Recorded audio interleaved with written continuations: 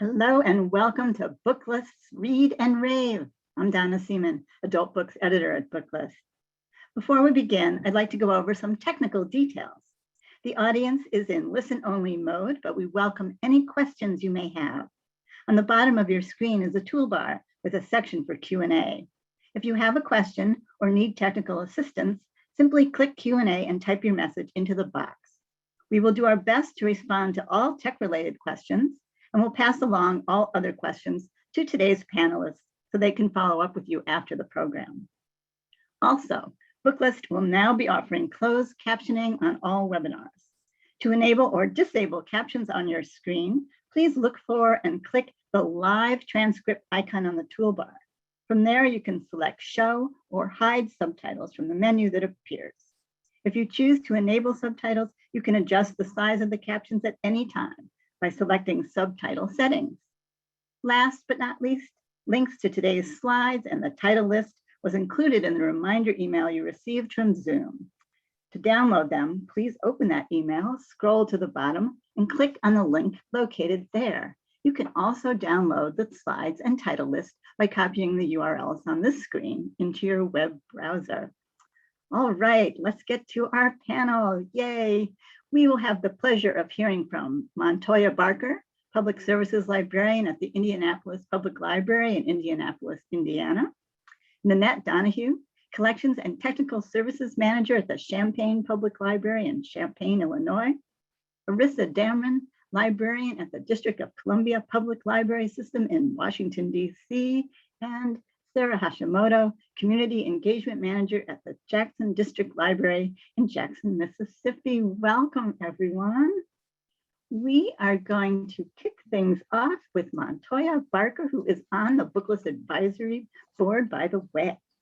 Montoya currently serves as a Public Services Librarian at the Indianapolis Public Library, a lover of library programming topics focused on cultural experiences, history, travel, and society. She has presented professional development sessions at regional and state conferences with an emphasis on adult programming. Montoya is a member of the Black Caucus of the American Library Association, as well as the Indiana Black Librarian Network. Thanks for being here today, Montoya. Hello, everyone. Again, my name is Montoya Barker, and I'm a Public Services Librarian at the Indianapolis Public Library. Thank you so much for taking time out of your morning to attend Read and Rave. I have 7 books on my list to share with everyone, so let's get to it. The Gift, published by Conundrum Press, is a historic fiction young adult graphic novel set in Western Russia and follows the Grand Duchess Anastasia. This book opens with intrigue just as Anastasia receives a mysterious gift of a camera. The illustrations are in navy blue and white, and throughout the book, we're led through the story through the lens of Anastasia's mysterious camera to her last days. The book was released 2 weeks ago on June 15th and is currently available for you to check out. The throwback list is set in the small town of Sandpoint, Oregon. The book follows Bianca, the daughter of a single mother and tattooed grandparents, Joe, a determined Silicon Valley elitist, and former actress and drama teacher Autumn, who's still reeling from the sudden breakup of her parents' marriage and just a little resentful of Joe for ghosting her many years ago after she left Sandpoint. The book opens with Joe eagerly awaiting word of a promotion after 5 years of working for the same company. From unpaid internship to social media manager, she was ready for that promotion to director of digital strategy. If that meant she'd make it to the Forbes 30 under 30 list, while not her ultimate goal, it didn't sound half bad. But it all comes crashing down for Joe. The company is acquired by Fitbit, and sadly, that means her job will be eliminated. Unable to secure employment, Joe finds herself back home in the small town of Sandpoint, living with her parents. As she sifts through some of her old belongings, she rediscovers a map journal, and in the back, she finds a list that she and Autumn created, focusing on celebrating the end of childhood by doing every fun thing their town had to offer before the end of high school. The list includes playing hide and seek in public, learning a whole dance routine, getting a perfect score on the Boardwalk Arcade, and TP their friend's house, just to name a few. And suddenly the idea of fulfilling a good old-fashioned checkbox to-do list is weirdly satisfying.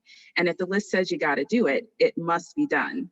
This is a women's friendship fiction book and will be released later this year on Tuesday, October 5th. Once More Upon a Time, an enchanting romantic fairy tale. Just hearing the words once upon a time gets me really excited for this next book. Readers are invited to join Imelda, one of 12 sisters known as the Dancing Princesses, who doesn't like to wear shoes, by the way, and Ambrose, the second of 3 sons of a king, on the enchanted road in a fantasy romance as they travel on a quest throughout their charmed realm. There's a cloak that may also be a horse, a witch with fabulous taste in handbags, and a purse that may also be a flamingo. The book begins when Imelda and Ambrose are just about to begin their happily ever after life together, but they are suddenly thrown into turmoil due to a bad batch of tomatoes and a witch's spell resulting in the loss of their true love. In fact, they downright despise each other and were doomed to being just another tragic love story. But that's not where their story ends. This enchanting book will be released on Tuesday, October 5th, and it's absolutely perfect for readers who watch the TV show Once Upon a Time. If you watch that TV show, you're going to love this book. From Street Noise, we have Power Born of Dreams. This is a graphic novel using linocut illustrations, and which really enhances the story and representation. The book opens with the author in prison, and from there we learn what it's like to be held captive, to feel tormented while also trying to grasp onto any aspect of hope, to make it through another day while enduring sadness every day. This could be stealing paper and pencil from an interrogator to draw with, glimpsing color through the little slot when they place food underneath your door, or specks of sunlight shining through your cell. The author explains there are many types of prisons, not only a jail cell, but also villages, entire cities even, or prison of the mind. The author writes about the power of dreams and enduring sadness when a dream is destroyed, and the agony of a mother saying goodbye to their child every morning before they leave for school, not knowing if this will be the last day they will ever see each other again. And perhaps their lives are also a form of a prison. The book highlights the West Bank, Gaza, the Oslo Interim Agreement, the annexation law, and administrative detention. This book will be released on Tuesday, September 21st of this year. Also from Street Noise, we have the graphic Queer as All Get Out, 10 People Who've Inspired Me. The illustrations and narrations depict the author's life, religion, gender binary, challenges living in the American South, such as Southern pride, and being inspired by LGBTQIA people who have come before them. This graphic novel features and illustrates, just to name a few, Mary Jones, Sister Rosetta Tharpe, and the amazing Carlette Brown, who is actually willing to go to the ends of the earth to transition. This graphic will be released on Tuesday, October 12th. I Hate You More, published by Source Books, and I absolutely love these enemies to rom-com books. As an added bonus, this one includes a golden retriever named Wheezy, acting as the catalyst to our 2 lovebirds, Spencer, a brooding veterinarian, and Ruby, a former beauty queen, finding their way to each other in the midst of a dog show. Their story begins while waiting in line to register for the upcoming West Coast K9 Classic Dog Show. And important to note, the dog would rather be digging through a garbage can than prancing around at a dog show.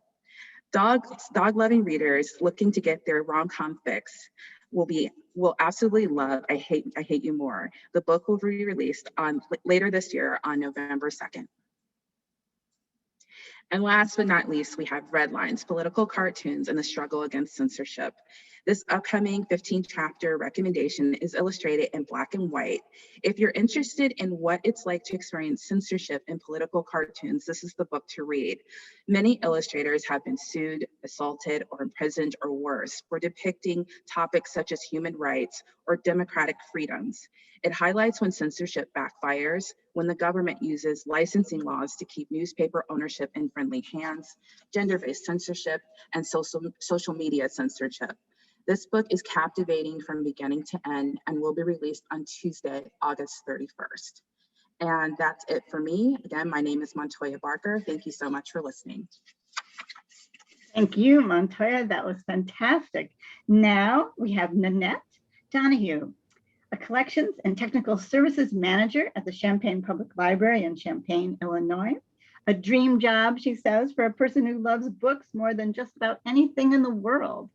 She is the current chair of the ALA RUSA Code's Listen List and she served on the Rusa Code's Reading List Council from 2014 to 2019. Nanette is also a cherished Booklist reviewer. Thanks for being here, Nanette.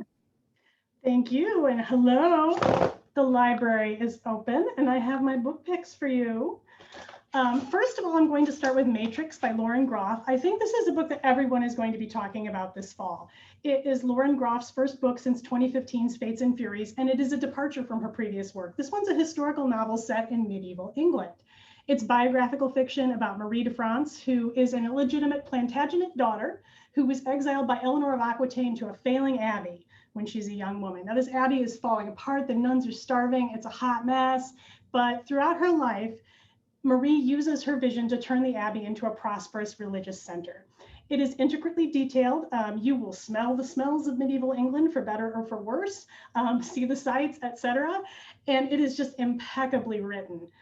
It balances both the physical and the spiritual, the earthly and the heavenly, and the sacred and the profane. Like I said, I think everyone's going to be talking about this one for a lot of reasons. Next up, I have Three Girls from Bronzeville by Dawn Turner. If you read one book from my list, this should be the one that you read. I adore this book. It is Dawn Turner's memoir of coming of age in the 1970s in the Bronzeville neighborhood on the south side of Chicago. Now, when a lot of folks think of the south side of Chicago, they have a very distinctive picture of what that looks like and what that means. And Dawn Turner is here to shatter that picture that you may have. This is a moving and evocative story of Dawn's relationships with her sister Kim and her best friend Deborah, three young women whose lives take them in vastly different directions. Turner's writing is intimate, and her love for Kim and Deborah, as well as the Bronzeville neighborhood, shines throughout this book. It's so beautiful. It is similar to Sarah M. Broom's The Yellow House, which is one of my all-time favorite books, in that it explores how a variety of forces, events, places, and people from our childhood shape who we become as adults. I also love that it explores major historical events and social issues through a deeply personal lens. It is very timely. It is beautifully written. Please read this. You will not regret it. Next up, My Monticello by Jocelyn Nicole Johnson. This is a debut collection of short stories and a novella exploring issues of race and belonging in America. Every one of the stories in this collection is bold and thought-provoking, but it's the titular novella that's still on my mind a month later. This is set in an all too plausible dystopian near future. We have a diverse band of people fleeing a right-wing mob, taking refuge at Monticello. This includes Naisha, who's a descendant of Sally Hemings. As the world around them unravels, they form tenuous bonds in an attempt to survive. This is really a taut, suspenseful novella, one where the old ghosts of the antebellum South live alongside contemporary Americans who more than 150 years later are still reckoning with the cruelties and the legacy of enslavement. If you don't want to take my word for it, Colson Whitehead describes it as nimble, knowing, and electrifying, and Roxane Gay calls it unforgettable. So there you go. Next up, My Sweet Girl by Amanda Jayatissa. Main character here is Paloma. She was adopted from a Sri Lankan orphanage when she was 12 years old by a wealthy Bay Area couple. They're philanthropists, and they had long worked doing charity work in Sri Lanka. So years later, Paloma's roommate has discovered her darkest secret and is threatening to blackmail her. When Paloma discovers her roommate's dead body in their apartment, she knows she's the prime suspect and she flees. But when she returns, there's no sign of a body or a murder. So what happened to Paloma's roommate? What's Paloma's secret, and who can we trust? This one is an excellent pick for readers who can't get enough of unreliable narrators, gasp-worthy twists, and oh no, she did not do that moments, because it is full of them. Next up, New York, My Village by Akpan. This one came to my attention because I heard him speak at the Library Journal Day of Dialogue a couple months ago, and he was just such a pleasure to listen to. And I thought, I got to check out his book. So I did. This is the first full-length novel. He has written an acclaimed short story collection called Say You're One of Them. That was an Oprah pick a couple of years ago. Main character here is a Nigerian editor named Ekong Udosoro, who receives a fellowship that brings him to New York to work on his latest book and to learn from his colleagues in one of the world's major publishing hubs. Everyone is outwardly kind and welcoming, but microaggressions and racism abound, even among these seemingly sophisticated and cosmopolitan New Yorkers. Akpan throughout the book satirizes the tribalism of American culture as seen through the eyes of a very memorable protagonist. Next up, In Every Mirror She's Black by Lola Akinmide Åkerström. This novel features 3 Black women, marketing executive Kemi, model turned flight attendant Brittany Ray, and Somali refugee Muna, who are pulled into the circle of the wealthy, influential Swedish CEO, Yanni von London. Yanni lures Kemi Adeyemi away from her job in the US to join London Marketing in Stockholm. And this is a move that Kemi sees as a fresh start and a way to get away from a workplace where she doesn't feel valued. But her new coworkers don't easily accept her, and dating is a struggle. In a society often viewed as one of the world's most progressive, the racism runs very deep. Brittany Ray Johnson is swept off her feet by Yanni von London, whose attentions are both persistent and insistent. When she finds out that she's pregnant, she relocates to Stockholm, where she struggles to be accepted by Yanni's family and wonders if she's made the right decision by leaving her life in America behind for a man who's difficult to truly know. Muna Saheed fled Mogadishu as a teen after she lost her entire family. She arrives at a refugee center supported by, who else, Yanni von London, where she forms a relationship with a troubled young Kurdish man. Months later, she arrives in Stockholm, where she is settled in an apartment with 2 other refugees. Her job as a cleaner brings her into the von London marketing building, where she observes both Kemi and Brittany Ray, 2 fellow Black women who seem to be thriving in an often unwelcoming place where Muna is desperate to belong. This one is told in alternating perspectives that highlight each woman's struggles, innermost thoughts, and personal triumphs. It is a moving and engrossing story. Next up, The Heart Principle by Helen Huang. Oh my goodness. Fans of this series can rejoice. It is time for Kwan's story, and really she does this favorite character justice. Anna's son is a violinist who is plagued by anxiety after one of her performances goes viral. When her longtime boyfriend decides he wants an open relationship before they settle down, Anna decides that she needs to test the dating waters as well. She meets Kwan. He's a handsome bad boy type who seems perfect for the one-night stand that she's looking for.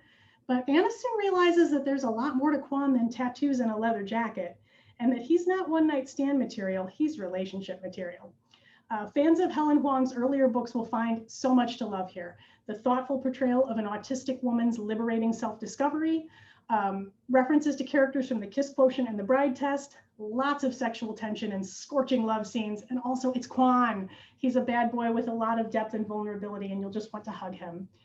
Next up, 2 things I love: diverse rom-coms and donuts. These 2 books come out within a week of each other, so pick them up, get yourself a dozen donuts, and spend a good weekend having a great time. First of all, The Donut Trap by Julie Tew. After graduating from college, Jasmine Tran returns home to work in her parents' donut shop. Now she's trying to figure out how to chart her own course through life, being true to herself while meeting her parents' expectations. We also have Donut Fall in Love by Jackie Lau. This one is an actor struggling with grief who has a meet cute with an up-and-coming young baker whose legendary donuts have earned her acclaim. Now she's coaching him on baking techniques while they fall in love. Next up, LA Weather by Maria Amparo Escandon. This is a year in the life of the Alvarado family. It's a year that begins with one of LA's worst droughts in history and a near tragic accident. The Alvarados navigate divorce, loss, a health crisis, and family secrets while maintaining their closeness and their love for one another. Because despite everything that happens, your family will always be there for you. It's great for fans of dysfunctional but loving family dramas. Next up, Tell Me How to Be by Neil Patel, who is from Champaign. Yay! Akash is an aspiring songwriter who left his childhood home in rural Illinois for Los Angeles, where he lives with his boyfriend. When his mother, Renu, announces that she is selling Akash's childhood home, he returns to say goodbye and to lay some long-buried secrets to rest.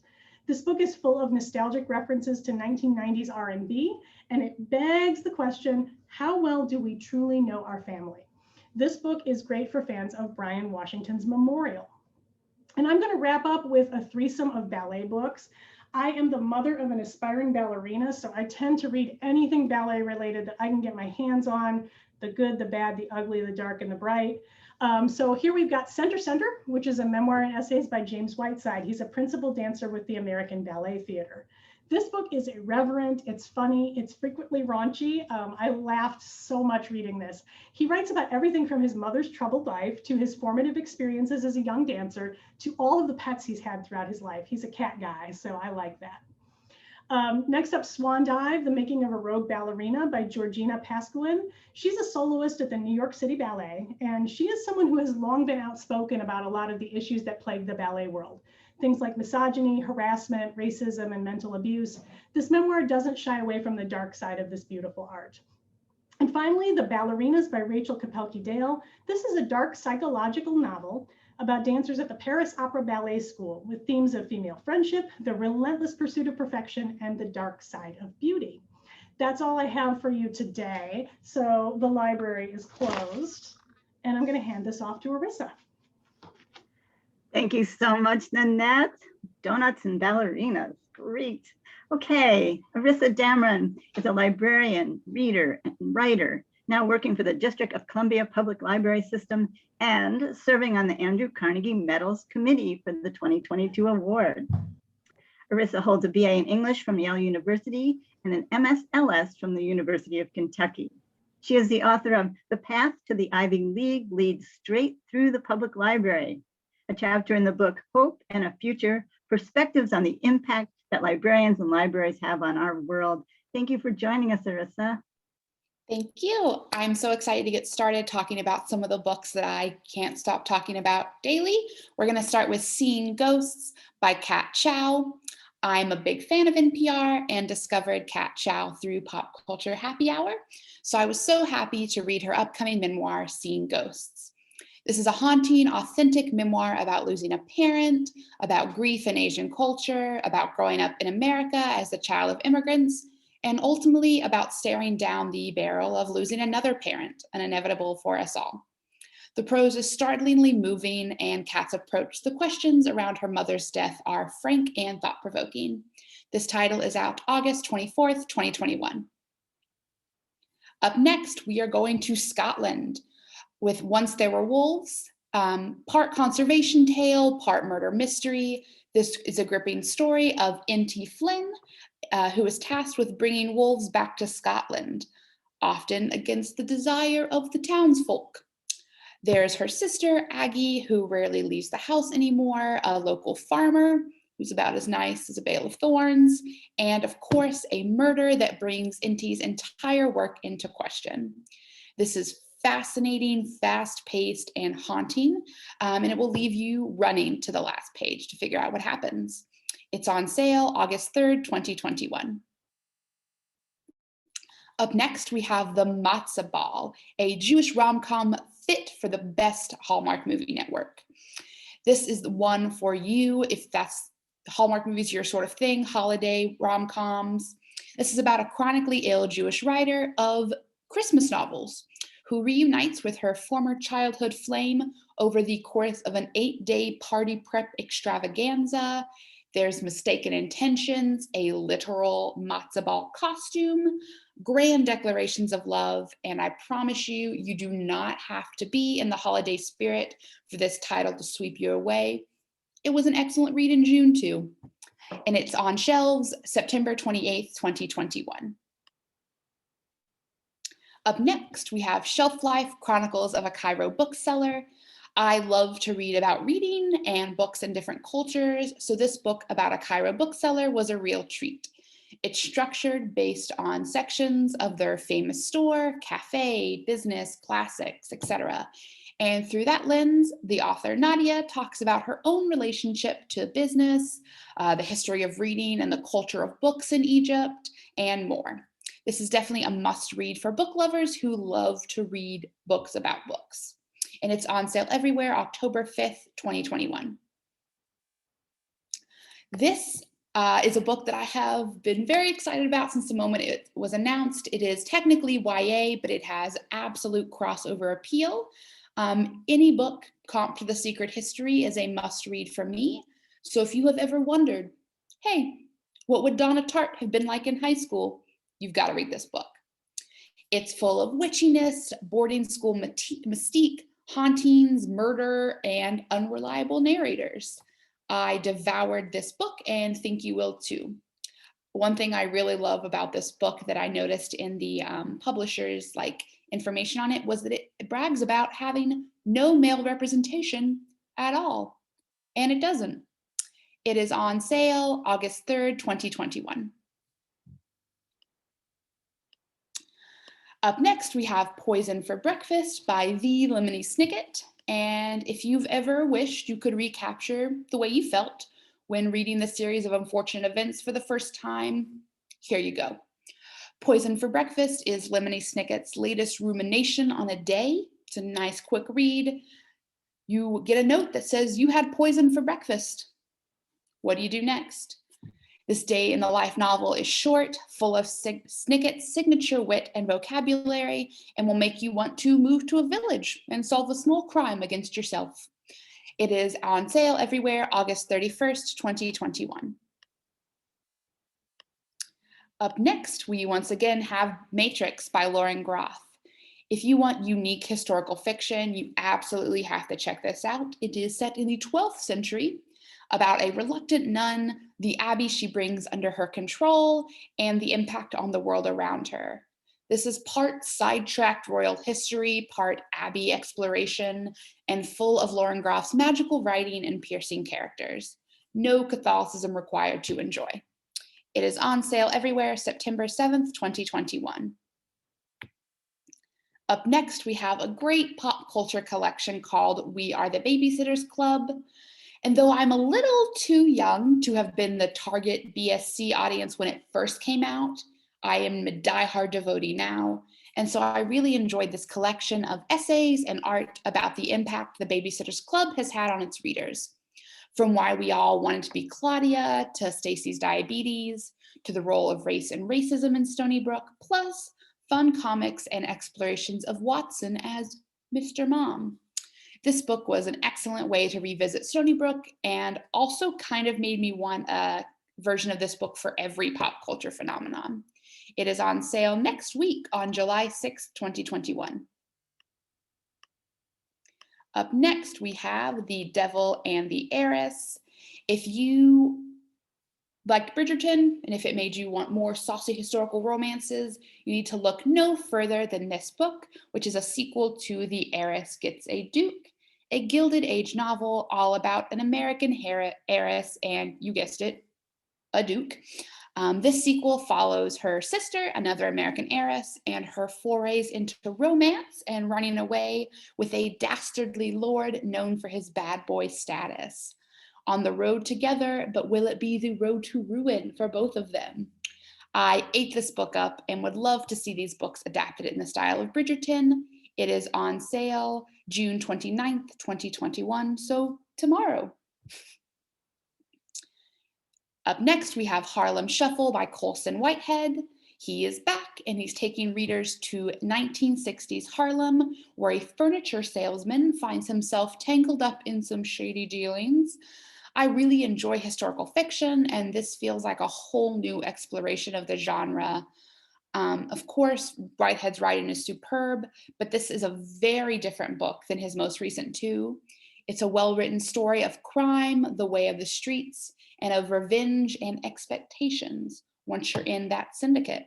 It is on sale September 14th, 2021. Now we have The Women's March by Jennifer Schiavarini. Last year, like everyone else, I got very into the anniversary of the 19th Amendment. So I was super pleased to read this fact-based historical fiction novel about the 1913 suffrage parade in Washington, D.C. This multi-POV novel is a very straightforward historical fiction piece following the lives of Maud Malone, Alice Paul, and Ida B. Wells Barnett as they prepare for the 1913 parade.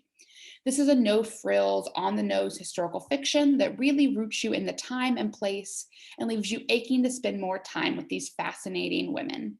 This prose is almost borderline nonfiction with how fact-based it is, so if you are wary of traditional historical fiction or don't really want any romance, you'll need to check this one out. It is on sale everywhere, July 27th, 2021. And finally, we have Wish You Were Here by Jodi Picoult. I was absolutely skeptical about reading a book about COVID right now, but I have the utmost trust in Jodi as an author. Diana O'Toole is a specialist at Sotheby's about to close on a major deal and then go on a Galapagos vacation with her doctor boyfriend, but there is a looming issue you all may have heard of called the coronavirus. Ultimately, Diana decides to go on her own and finds herself stranded on the island of Isabel becoming a local, swimming with biting penguins, and ingratiating herself with a former tour guide and his family. In being stranded, Diana begins to understand herself even more and questions life's plan. But of course, this is Jodi Picoult, so you know she's going to hit you with a twist that will leave you literally gasping for air.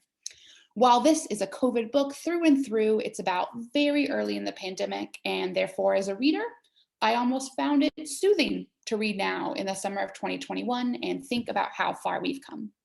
This book is out November 30th, 2021, and that's it for me. Thank you so much, Aryssa. What another tremendous great list. All right, Sarah Hashimoto, a member of Booklist Advisory Board.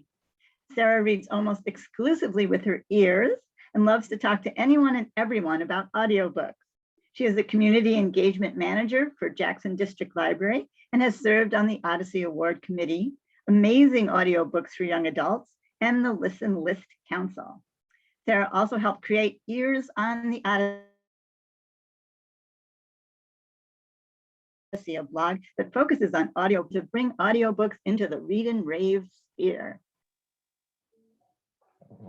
Hi, everyone. I'm so delighted to hear about all these great books, and I'm excited to talk to you today about some great audios from 2021. I just wanted to note that these are also great books too, but in my time today, I'm going to focus on some of the audio characteristics that make these must listens. So let's get to it. The first one I have is All the Lonely People by Mike Gale. I can honestly hardly wait for you to listen to this first one, as I'm pretty sure it's the cure for almost anything that ails you. In this audiobook, you'll meet Jamaican widower Hubert Bird, who lives an entirely solitary existence in England, unbeknownst to his daughter, Rose, who thinks that his life is full of friends and fun and all kinds of parties. And everything is fine, kind of, for Hubert until Rose announces that she is going to visit him. And he knows that he better find some fake friends and do it fast. Narrator Ben Onwukwe is a real treat. He has a deep, gravelly voice that communicates Hubert's love for his family, his rascally sense of humor, and his gentlemanly spirit. This is a book that will really tug at your heartstrings and leave you rooting for and truly loving this dear man. I recommend it for anyone looking for a sweet, life-affirming story reminiscent of A Man Called Uva. It's coming out in July 13th, so that's something to watch for. All right, next up, we have All Our Shimmering Skies by Trent Dalton. This is Trent Dalton's second novel after the critically acclaimed Boy Swallows Universe, which is also, incidentally, a really great audio and one of my favorites. Ruby Reese is the narrator for this, and she is new to the audiobook scene, but she's definitely somebody to watch out for, a really talented narrator. The book is honestly, it's a very tough novel. It's the story of 12-year-old Molly Hook, who lives a miserable life. It's poverty-stricken, full of really hard abuse, and truly very grim. But Molly remains determinedly animated and positive.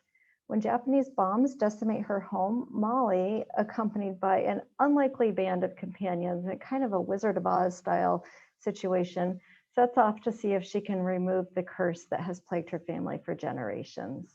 This is a really wild story. It's full of magic and allegory, underlaid by a foundation of abuse and cruelty.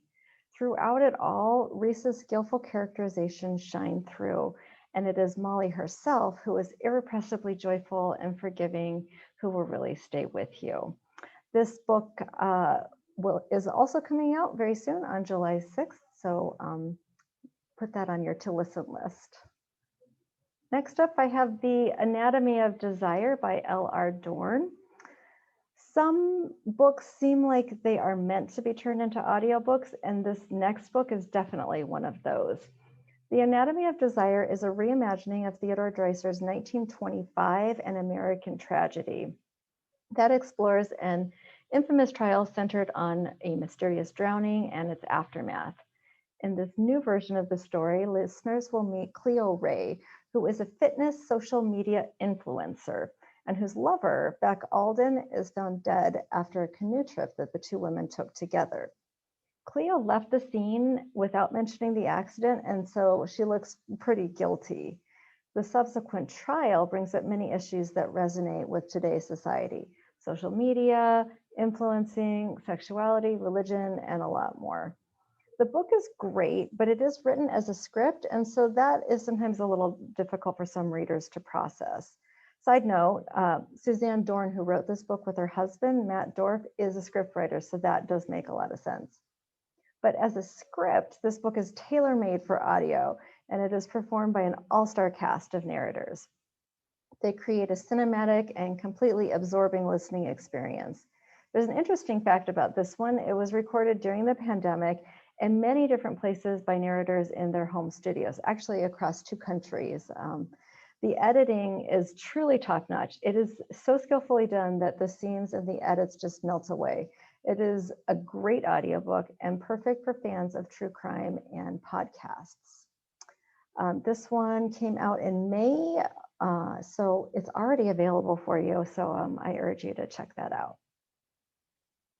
Next up, we have The Anthropocene Reviewed, which I did practice saying that so many times so I could get it right. It's by John Green.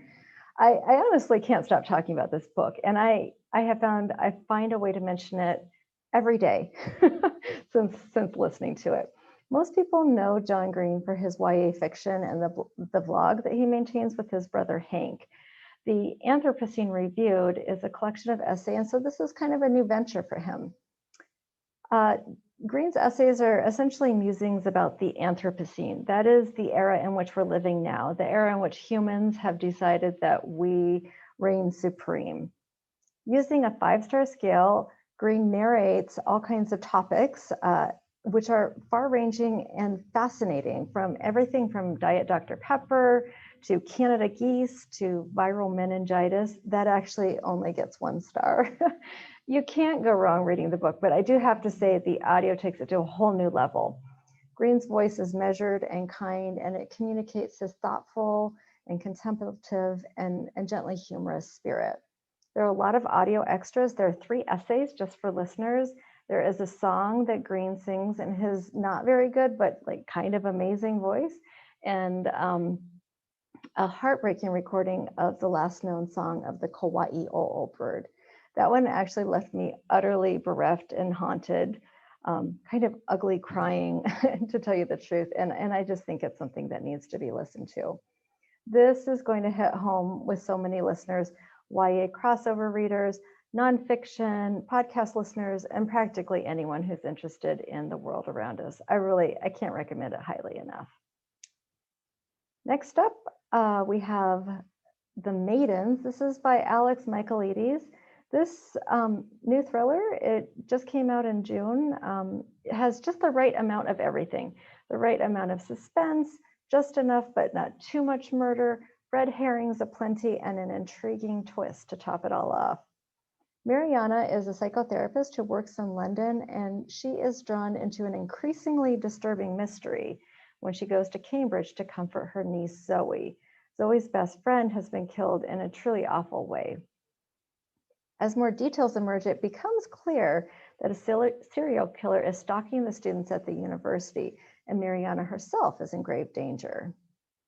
As the primary narrator, Louise Brealey has a smooth and refined voice that perfectly communicates Mariana's thrumming anxiety and creates a very unsettling and eerie atmosphere. Brealey skillfully depicts a wide range of characters, from frantic young women to fusty old professors. The audiobook is nicely topped off with the addition of Kobna Holdbrook-Smith, who reads letters from the killer and whose deep voice is venomous and just disturbing. And it is a great one to recommend to anyone looking for a complex and clever thriller. There's a fair amount of Greek literature too, which I think will be a treat for many listeners. All right, next up we have The Other Black Girl by Zakiya Delilah Harris. This one is a debut, and it really has something for everyone. It is part satire, part thriller, topped off with a good measure of social horror. Nella Rogers is an underpaid and overstressed editorial assistant at a powerhouse publishing company in New York. As a Black woman, she struggles to gain recognition and respect. So when another Black woman cool and confident Hazel May McCall joins the team, Nella is thrilled. Her initial elation sours, however, as she soon discovers that Hazel is laser focused on her own upward mobility and not on any kind of solidarity. Primary narrator Asia Naomi King captures the office's unsettling atmosphere, full of sly microaggressions masked with sweet smiles. King deftly brings out the nuances in Nella and Hazel's speech, seamlessly code-switching from silkily professional to relaxed and casual. Narrators Jonice Abbott-Pratt, Heather Alicia Sims, and Bonnie Turpin complement King's performance and voice other strong Black women in Nella's circle. This is a thought-provoking novel, and it will appeal to listeners who are looking for a thriller, horror, social commentary with echoes of Get Out and The Devil Wears Prada. Just released at the beginning of June, so put it on your holds list as soon as you can. Next up, we have The Road Trip by Beth Leary. In the spirit of trying to have a little something for everyone, I am just so pleased to present this book. It is a second chance romance, and you'll meet Dylan and Addie, once lovers and friends, and now, well, super not. On their way to their friend Cherry's wedding, in separate cars, of course, they get into an accident and they realize that they've hit each other's cars because, of course, they do that. It's a romance. And Dylan's car is completely wrecked, so he tags along with Addie and her sister. Throw in a couple of awesome extra people, Dylan's friend Marcus and Cherry's friend Rodney, and you have a very fun and super revealing road trip. This is a great audio because of the delightful dual narration performed by Josh Dillon and Eleanor Tomlinson. So often with dual narrations, each person's interpretation of the other character is distractingly different, but in this case, they matched up perfectly. Excellent comedic timing, very funny and apt characterizations, and audio extras such as a slightly tinny voice when speaking on the phone really round out the production. It is a great recommendation for summer listeners and anyone interested in light romance and relationship fiction. And it's available now, so pick that up. All right, last but definitely not least, we have Seth Rogen's Yearbook. So I thought long and hard about adding this one to the list. It's not for everyone, and that's fine, but for the right person, for someone who is okay with raunchy humor and really a lot of stories about drugs, this is totally going to be your jam. This is a collection of stories from Seth Rogen's life stories about his career as a stand-up comedian, which started at age 13, if you can believe that, to Jewish summer camp, to, I do feel like I have to say this again, there are lots of stories about drugs, just so you know. Here is my standard for what separates a good audio from a truly outstanding audio. If you saw someone with the book, would you rip it out of their hands and replace it with the audio? Because that is exactly what I would do with this book. Rogen's voice is so weird, it's funny and wry, and I love it that he laughs at his own jokes. He is entirely authentic and he has the best comedic timing ever. I mean, he started when he was 13. And to top it off, everyone has joined him for this audio. You're gonna hear Dan Aykroyd, Snoop Dogg, Billy Idol, Sacha Baron Cohen, and Rogen's own parents. I loved every minute and listened to the whole thing in one sitting. Highly recommended for comedy fans and anyone interested in celebrity memoirs and truly excellent full cast recordings. All right, that's it for me. Thanks for listening, and please don't hesitate to reach out if you have any questions about any of these or any other audios. Talking about audios is my most favorite thing, and I love to hear what you're listening to as well. Thank you so much, Sarah. That was wonderful and very different. And now I have time to talk about my list because everyone did such a great presentation. So I'm Donna Seaman, adult books editor at Booklist, and I wanted to begin with some poetry. I know poetry doesn't have quite the reach maybe of Seth Rogen or romance, but so important nonetheless. And this is a really exciting volume, the first new collection from the former US Poet Laureate Rita Dove. In a dozen years. Her Collected came out about 5 years ago, but this is her first new collection, and it's incisive and potent and full of surprises and edge, as you might guess from the title, Playlist for the Apocalypse. One of Dove's signature strengths, and one of the reasons I love her work so much, is her gift for creating sharp and poignant portraits of neglected and marginal. Here she portrays Henry Martin, who was born into slavery at Monticello the very day Thomas Jefferson dies. He spent 50 years as the bell ringer in the rotunda at the University of Virginia, where Dove is a professor. Dove also portrays Sarah Cook's Jewish ghetto in Venice, becoming a prominent literary and cultural luminary. Dove also writes about family and America, nature, and the nature of time and feelings. This is such a sharp collection full of really heart-wrenching things, but also a lot of wit and grace. To be published by Norton in August. Do I really have to say anything more than Sandra Cisneros? Well, okay, I'll say a little more.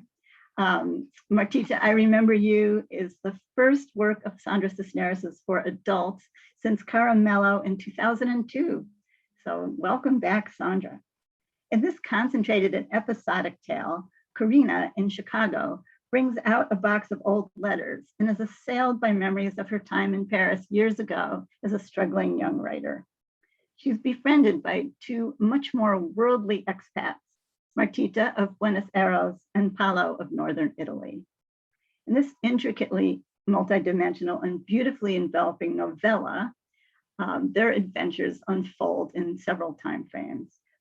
Beautifully translated by Liliana Venezuela, this is a bilingual edition in both English and Spanish, due out from Vintage in September.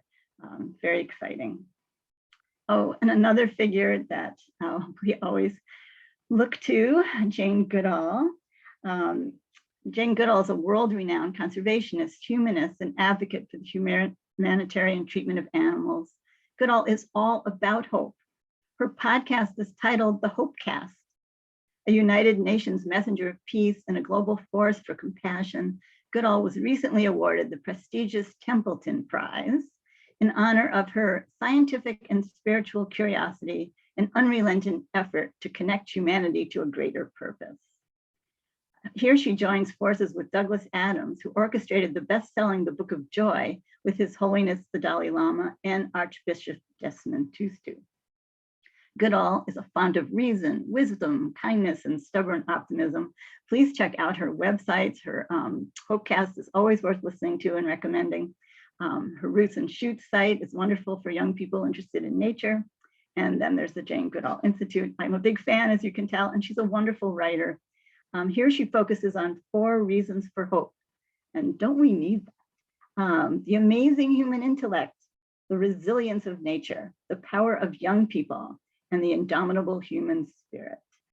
This big dose of hope is out in October from Macmillan Celadon. Colorization, 100 Years of Black Films in a White World by Will Haygood. Will Haygood is a remarkable writer, an incredible researcher, a skilled storyteller, author of the outstanding books Showdown, Thurgood Marshall and the Supreme Court Nomination That Changed America, The Butler, Witness to History, and a sports saga, even for people like me who don't read about sports very often, Tigerland, 1968 to 69, A City Divided, A Nation Torn Apart, and A Magical Season of Healing. I recommend all those books. I'm very excited about this new book. Here, Will Haygood turns his journalistic and critical eye on Hollywood. He pulls together the too little known and too scattered story of Black movies over a century of social change and social regression. Haygood excels at writing nuanced profiles of complicated people, and there are many here, including directors and actors. We meet in new ways Richard Pryor and Spike Lee and Halle Berry and Jordan Peele and many more.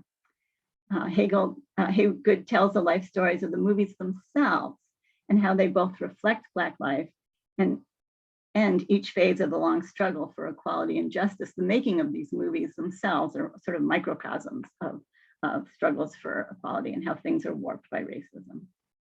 Very powerful book due out in October from Knopf. The Minister Primarily. As with Richard Wright's The Man Who Lived Underground, which came out this spring, which had never been published before, and in fact was basically repressed as being too intense. This book as well was a long hidden novel by a Black author, although unlike Richard Wright, John Oliver Killens himself has been overlooked until now.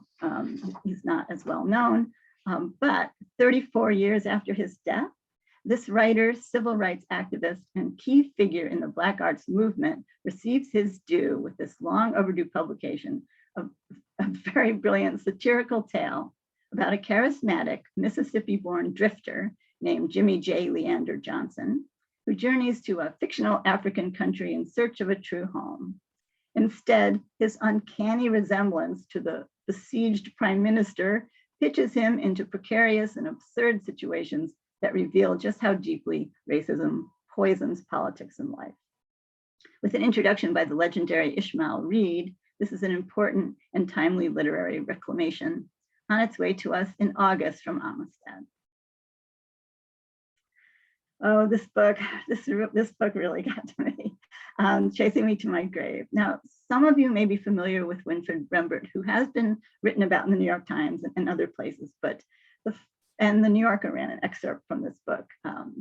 But the full impact never hit me until I read this entire book. It's a sort of autobiography in art and story. It's really like no other, just as Rembrandt's work is like no other.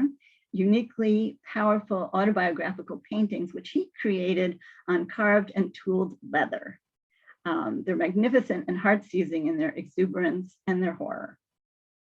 And then there's Rembrandt's frankly told, disturbing, and courageously candid life story. It's spoken, so it's incredibly intimate to read this. He was born in Georgia in 1945, and his mother gave him away as a baby to her aunt. And this was a psychic wound he carried with him his whole life. But his aunt, who was a very loving mother, raised him on a plantation, even though this was in the 40s. And he was pulled out of school and forced to pick cotton. So he remained uneducated till much later. He dealt with mounting racist abuse and violence, culminating in incarceration without any legal proceedings and a near lynching and many other instances of violence after he participated in a 1965 civil rights march in Georgia. Rembrandt turned the scars on his body and soul into artworks of clarion witness and reckoning. With a foreword by Brian Stevenson, this self-portrait belongs in every library. Unfortunately, Winfried Rembrandt passed away this spring, but he did see the final pages of the book, and his family is still here. Bloomsbury bestows this amazing art book memoir upon us in August. And here's an intense novel. I have a preference for really serious and demanding works. That's just in my nature. And Joy Williams will fulfill many people's pleasure in really edgy, brilliantly written fiction. She's very funny, but very dark. She's a writer of breathtaking skill and unnerving vision and modern humor, who hasn't had a novel in a long time, I think perhaps since The Quick and the Dead. She's a master short story writer, and there's been lots of stories since then. But this is a return to the novel, a triumphant return. And oh, here's my taste. She brings us to a bleak near future in America, where a young woman, young Kristen, homeless after the abrupt closing of her grim booklist, a boarding school without books, let me say, which sounds so depressing to me. It has closed, cast her out in the world. She's journeying stoically through rack and ruin, searching for her mother. She arrives at a decrepit desert conference facility beside a dark and polluted lake, where she meets a band of renegade elders committed to going out with a bang in violent acts of protest against those who have destroyed the natural world. This is a profound, provocative, masterful, darkly beautiful, and funny novel due out from Knopf in September. All right, so another one of my subjects is the environment and how much we need to know about it. So I love books with pictures. I love art and photography. I love the combination, as you saw, Chasing Me to My Grave, the original artworks. Here is a book, a science book, that I hope will lure lots of people because it's fun to read. It's a large format, but beautiful, beautiful colored photographs and some illustrations and lots of good charts. So speaking of destroying nature, I've been reading and reviewing books about water and worrying about water for years. Water, of course, is essential to life, and yet we take it for granted at best and waste and pollute it at worst. Any chance to awaken people's appreciation for this precious, increasingly scarce substance, and I just turn your attention to the Desert West, where we're already seeing really alarming droughts and less fresh water than people need. So we need to understand about water, and this handsomely illustrated book will lure readers in. The free-flowing narrative is full of, oh wow, facts about water and space, the amazing, still mysterious physics of water. It's interesting that there's a lot we still don't know, which is always the case for humans, and how each of us living in America manages to use 90 gallons of water every day, 90 gallons. With climate change underway, water is an even more urgent issue than before, one we need to understand. So I recommend this book from MIT, due out in September.